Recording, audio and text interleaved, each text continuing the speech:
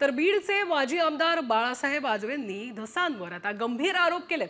आकाचे आणि Suresh धसांचे CDR check करा, वाल्मिक कराड आणि धसांचे व्यवहार तपासा अशी मागणी आजवेंनी केली आहे। तर निवडणुकीमध्ये कराडने धसांना मदत केली असा गंभीर आरोपही आजवेंनी केलाय।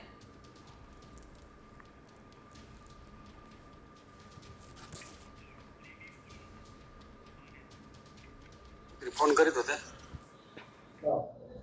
हा दुपारी केलता मी तुम्हाला। मग कोणाला फोन आला म्हणले? अण्णाचा। वाल्मिक अण्णाचा? हा काय म्हणले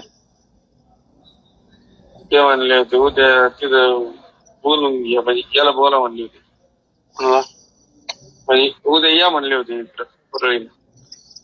नाही, तुम्ही मला नाही दुपारी सांगत होते का आपला फोन आला, मी तुम्हाला रेकॉर्डिंग दाखवतो काय?